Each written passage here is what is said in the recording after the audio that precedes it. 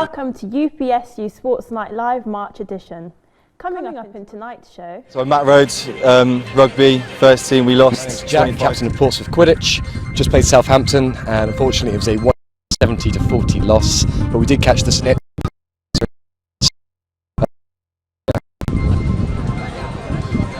Thank you very much to Portsmouth for coming down today. It's been a great day of sport, lovely weather which is always nice, and there's been lots. We'll be taking you through all the action that happened at Varsity last weekend, and we will also be keeping you up to date with the latest box results. If you are part of the sports team, let us know using our WhatsApp number at the bottom of your screen. You can send us your photos and videos and we'll try to air them at the end of the show. The Varsity Cup is an annual sports event between the University of Portsmouth and Southampton. Think of it like a big uni sports day. A wide variety of sports are played and the event is always a big date on the calendar for both universities. This year it was the University of Southampton's turn to host the event, with their high field and wide lane campus being the focus of the events. The weather held out and lots of players and fans turned up to be part of the atmosphere.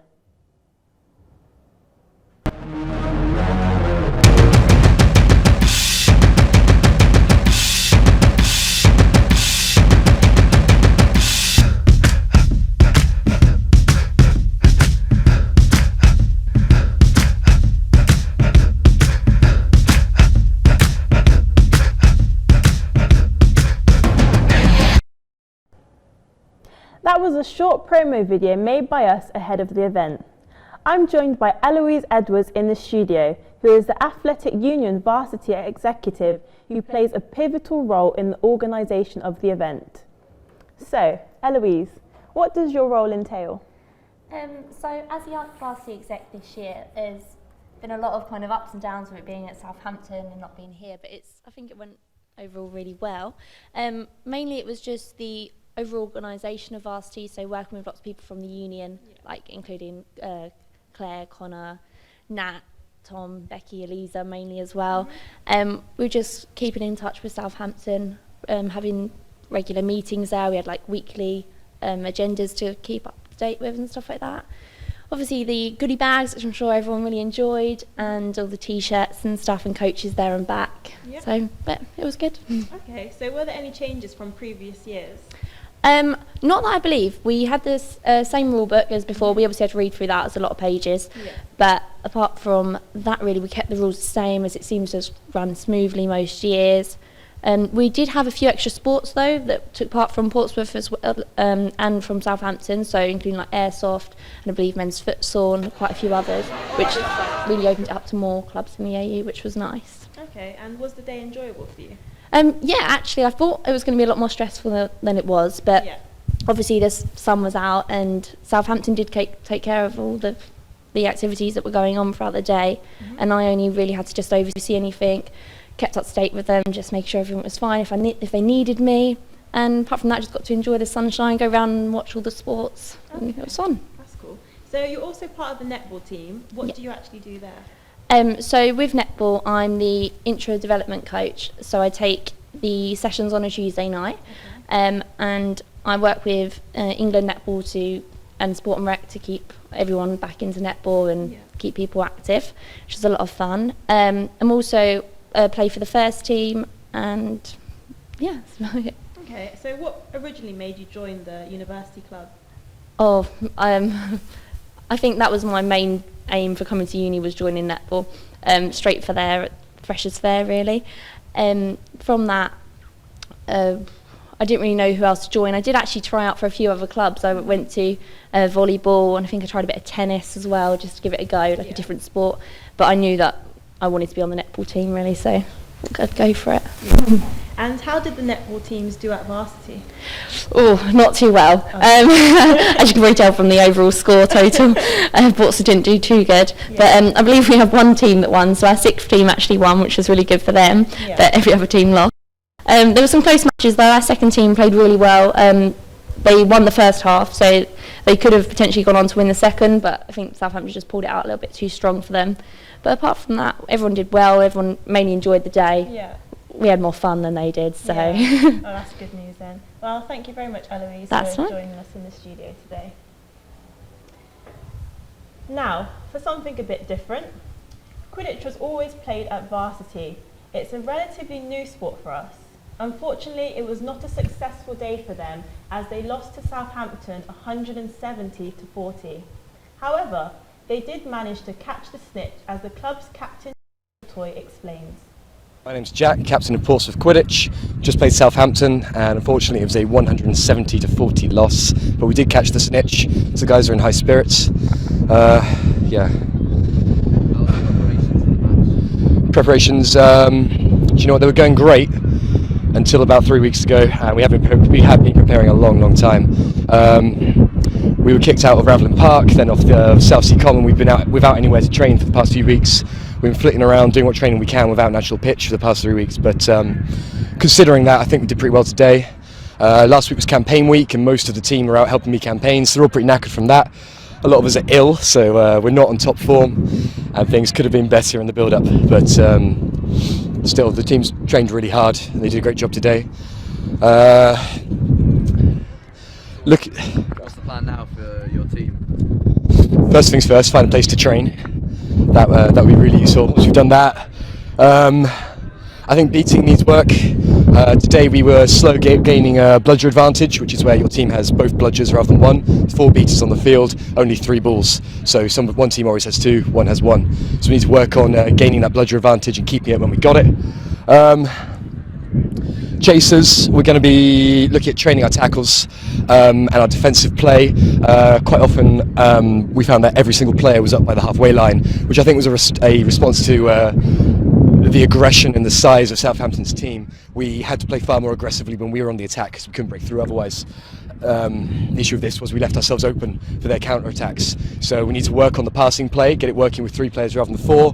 We need to work on the defensive play so that when we do lose possession early on to their superior bludger sides, then we aren't in such hot water because we'll still have a keeper back to actually defend against that. I know several of the team are looking to increase their fitness training. A few of us are looking at gym memberships for the upcoming months. Hopefully that will add to our physicality and fitness, which help us keep up with a team that has multiple Team Great Britain players on it. And also a lot of their team are members of Southampton Rugby as well, whereas all of ours are enthusiastic nerds. So we're going to keep training, keep building. They are a far more experienced side, but we're going to get there and we are going to beat them. So all better than last year, or? The score margin was actually bigger than last year, which would imply we did worse. However, that is definitely not the case. Last year we were an extremely slow side. We had players playing at Varsity who had never played Quidditch before in their lives last year because we had to draft them in. And the reason the score was lower at 140 to 40 last year is that we were slow. And they weren't pressured. They had all the time in the world and they took it. This year we kept the pressure on, which shows how our quality has improved. However, because we were increasing that pressure, they turned up the heat as well.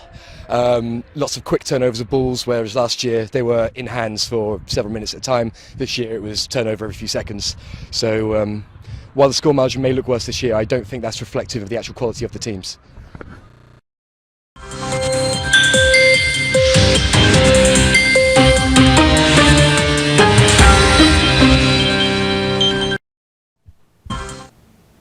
I'm pleased to welcome into the studio Freddie Rolle, the university's rowing vice president. Hi Freddie, firstly, how does rowing compete at Varsity and what are the rules?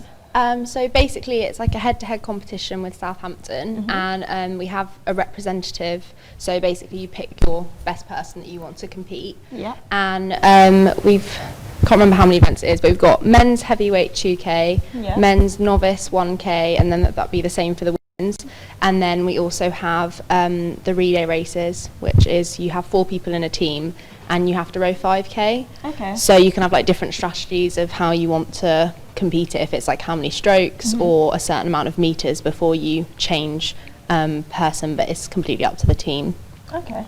And yeah, that's pretty much the rules. You just race and then whoever wins wins. That's cool. How did Portsmouth team do? This year we didn't do so good.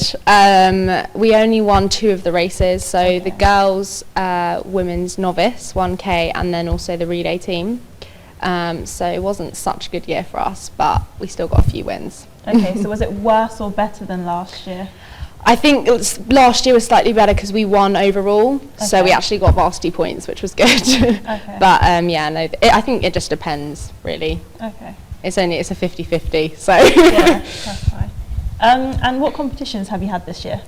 So we've had Bucks Indoor, which is with Southampton and Southampton Solent, and that's right at the beginning term. Okay. And then we had Gloucester Head Race, which was in February, and our women's novice team won their really race, good. which That's was really good. It was like one of our first wins, and so that was really good.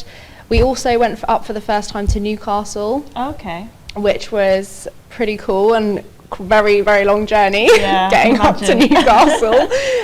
It was really good. We didn't win anything, but for us to go there and be able to compete, it's like Portsmouth as a rowing club is a relatively new. We've only been around for like 8-10 years, so it's not. It's kind of a newer club, but yeah, no, it's good for us. And then the women's team went to the women's Head of River race, and that's on the River Thames, and that was literally a few weeks ago, and that was like our first ever 8. So for us to take a boat of 8 girls out and actually manage to race is a really good feat for us. So that's amazing. we're improving. When is your next race? So our next race our women's pair are going in a double on the 10th of April. I can't remember where the race is, but I know it's on the 10th of April.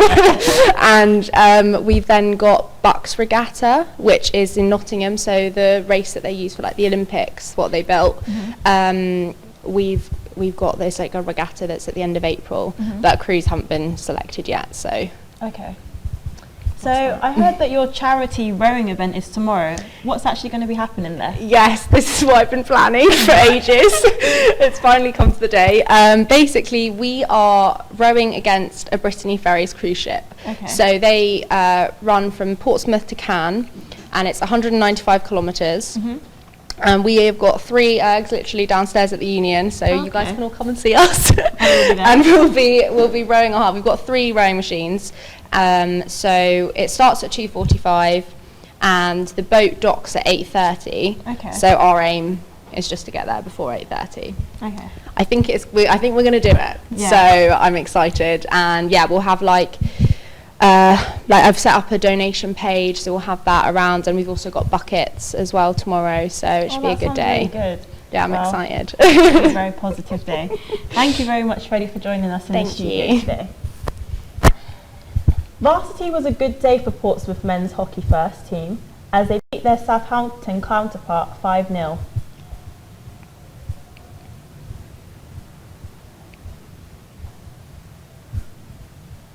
However, it was not so upbeat for the other hockey teams as the men's thirds, seconds and ladies first lost to Southampton. We caught up with Johnny Murr from the men's first team after their victory.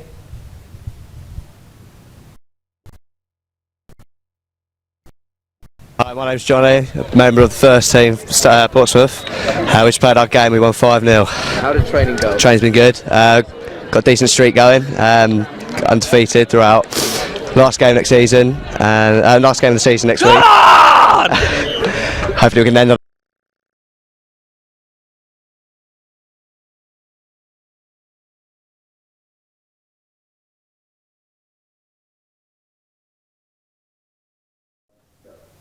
The lacrosse men's team faced a difficult day at Varsity with a 4-2 loss to Southampton.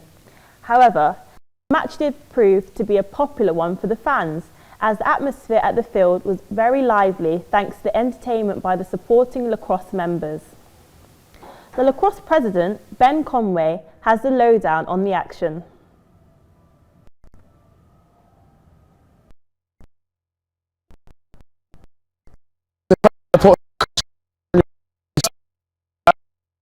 Men's cross fixture, we lost 4-2, but we kept in high spirits. We kept a Premiership team to only 2-goal lead, so yeah, I'm happy about that. Our preparation for the game was quite tough. We trained twice a week, put in a lot of effort for this, added some extra training sessions in. We wanted to win this game, and I think our efforts in training showed off on the pitch. As I said, a Prem team's kept us. We kept them to a 2-goal lead, so I'm really happy with how it went. Is it better than last year? Or Yeah, last year we got absolutely caned by them, and it wasn't that close a game, and you could just see the fire in the lads today. It was amazing, it was fantastic.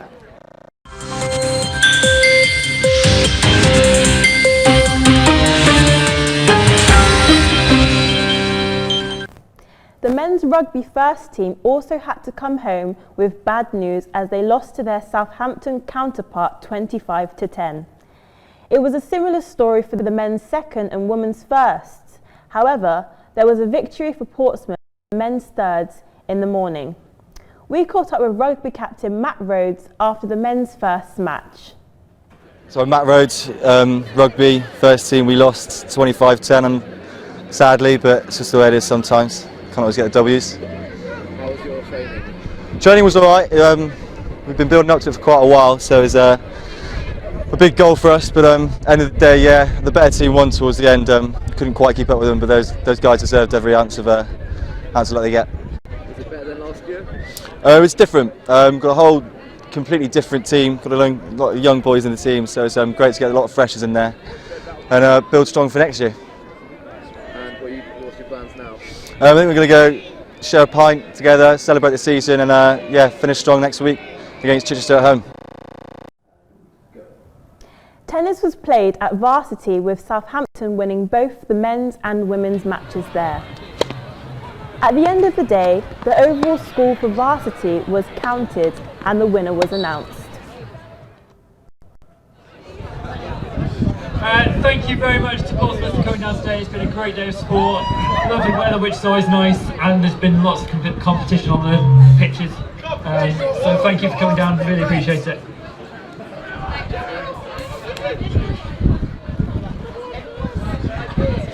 Thank you to Southampton for hosting us this year. It's been a great day. Well done to everyone playing today. It's been some great games, so well done everyone.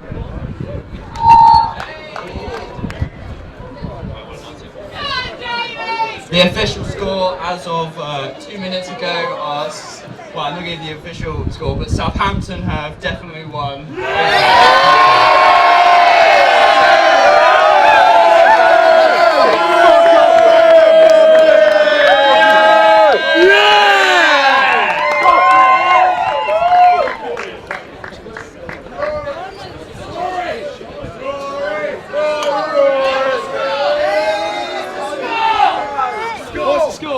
Lots enough.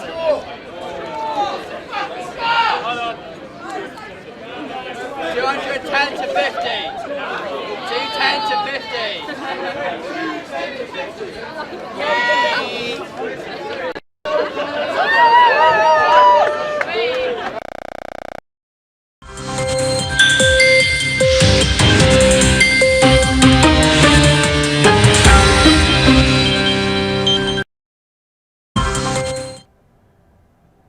So there you have it, a disappointing result for Portsmouth, with Southampton winning 210 to 50 in the total count. Well done to Southampton, and commiserations to the great Portsmouth. Nonetheless, I'm sure everyone would agree that it was a good day out and all who went there with both sides enjoying the atmosphere. Now we move on to look at the Nationwide University Bucks League results. At home, women's hockey produced an incredible display to thump Brighton 5-0 at Langstone. Pompey's 5 goals sees their goal difference rise to 15 and therefore secure promotion to the SE1A. An incredible story, and the team have shown great heart and skill after the disappointment of the away match at Chichester at the end of February. Brilliant performance for Pompey. Not to be outdone, men's hockey seconds produced a brilliant performance when it mattered most to see off Brunel at Langstone 4-1 and jump above Surrey and Brunel into third place behind Reading and Pompey's first, ensuring not only SC2A survival with this win, but a superb top 3 finish. Men's football thirds were awarded victory by West London, which saw them leap above current leaders Surrey into top spot in SE5A with 19 points. This win left them looking over their shoulders at Sussex, who took on Pompey's fourths, knowing that a win for the fourths in this one would put Pompey's thirds in pole position for the title. The fourths did not disappoint with a crucial 1-0 win, which sees the thirds go top with a goal difference of +6 compared to Sussex's +2. So it was all down to the last 2 matches to decide who wins this one, with the head-to-head all square. Netball 6 completed their seasons with a 42-30 victory over Surrey, sealing them with the runners-up spot in the SE7A. With their amazing run in the plate, where they made it all the way to the final, it's been a season to remember for the Six, placing second in both league and cup. A really top achievement.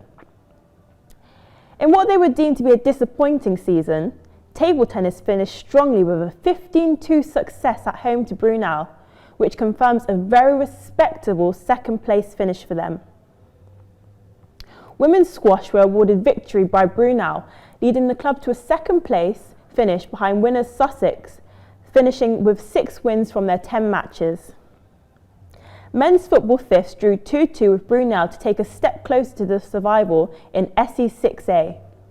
With 2 games still to play, their fate is in their own hands to climb clear of the bottom 2 places in what is an incredibly tight league with little separating the top 5 sides in this one.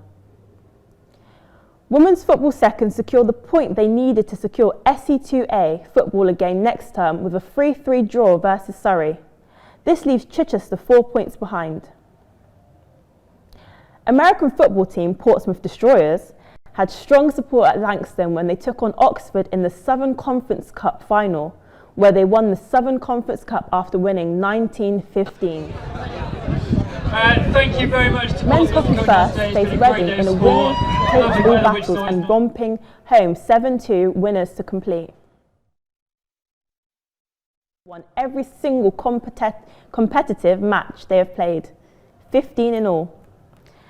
Men's hockey thirds were also victorious, completing a momentous 6-1 win at Chichester, which got them the points they needed to leap above Roehampton on the final day of the season and claim the SE4A title, and with its promotions of SE3A. Congratulations to the team on a fantastic season for the club. Women's lacrosse won 27-3 at Chichester, making them league title winners and with a promotion of SE1A. A massive congratulations to the club. Netball first rounded off their campaign with a thrilling 40-40 draw at Sussex, securing them the second spot in the league to go with being runners-up in the Conference Cup. And that's all we have for this month's edition. As usual, make sure you keep in touch with us on the Facebook page at facebook.com/TV UPSU. Follow us on Twitter and Telegram at UPSU TV, or head to our YouTube channel. Thank you for watching, and we hope you have an amazing Easter.